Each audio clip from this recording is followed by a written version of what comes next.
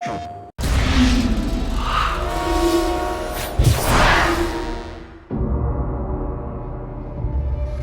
the remains of my expedition and you will have your proof. Tenzin will guide you. One of the advantages of having actors who do both the voice and the physical performance on the stage is that you get this unique energy when actors interact with each other that you just don't get when you record everybody separately in a sound booth. Hello. Oh!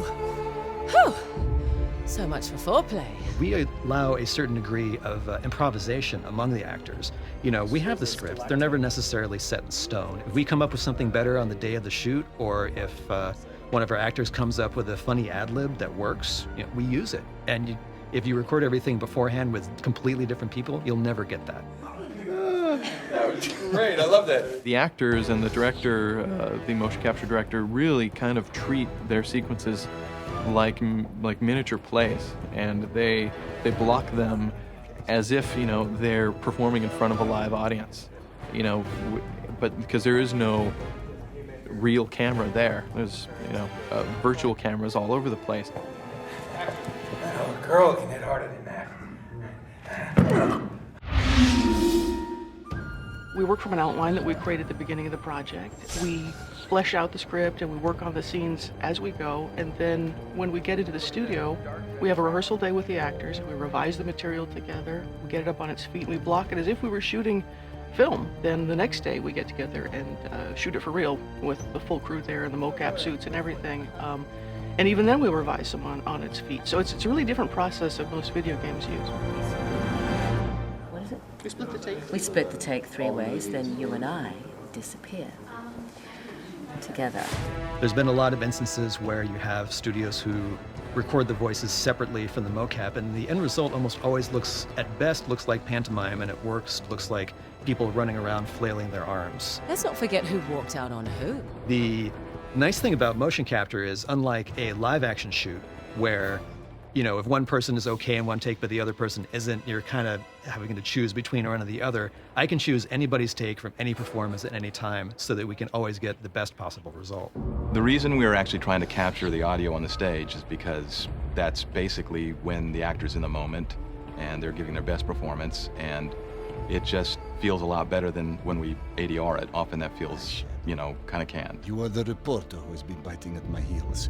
You better pray that he is not bluffing. When I really get involved is really on the day of mocap shooting.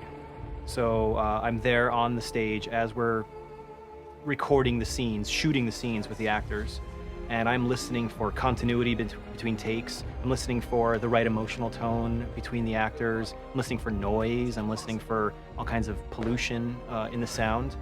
And we do a bunch of takes. I'm paying attention to it from sort of the holistic overview of how the performance fits into the larger story, into the script as a whole.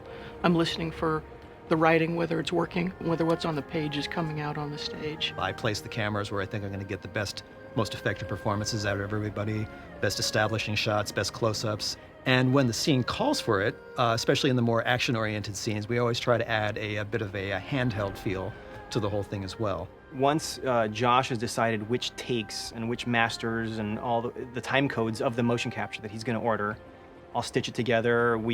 He gives me the leeway to make the timing feel good. It feels energetic.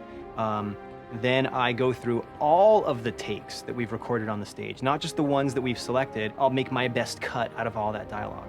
Now, come on, I'm through playing the hero. Your adversary will not give up so easily.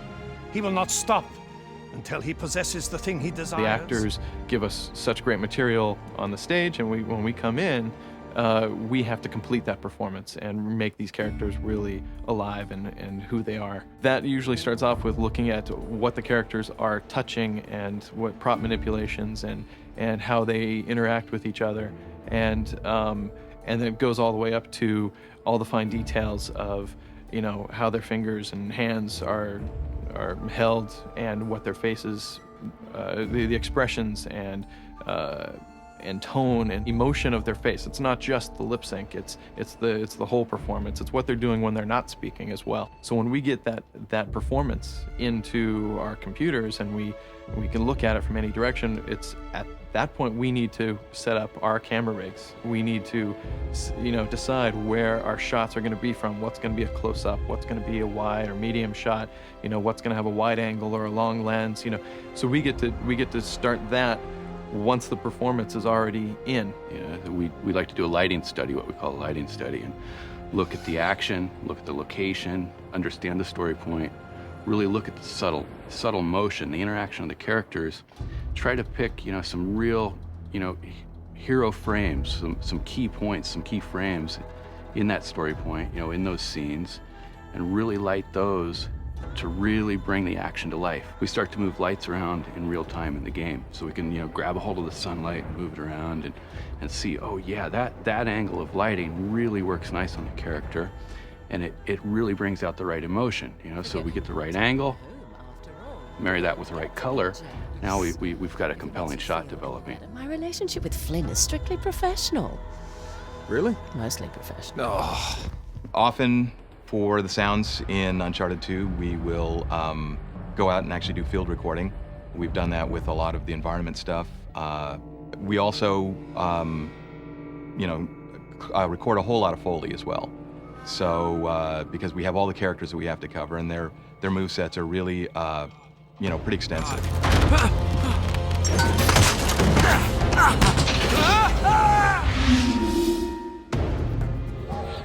Well, since our goal is to make sure that this sort of cinematic experience that we're providing, both interactively and in terms of the pre-rendered cutscenes, is as seamless as possible, we wanted to make sure everything happened within the same rendering engine, which is our game rendering engine. It's awesome. I mean, it's amazing because, you can play the game, segue right into the cinematic, use the game engine to light these cinematics, bring them to life, and just make it really, really immersive, using the game engine. Just one goes into the other and out, and so continuity is just there.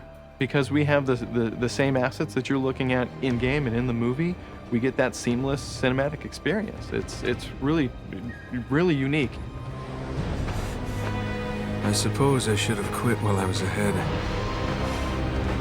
It's not just about the visceral thrill of what you're doing, it's about the emotional and the visceral thrill, and that's where having it be a character-driven story is so important. And it's great fun for the player to experience, and I look forward to it. It's a lot of fun.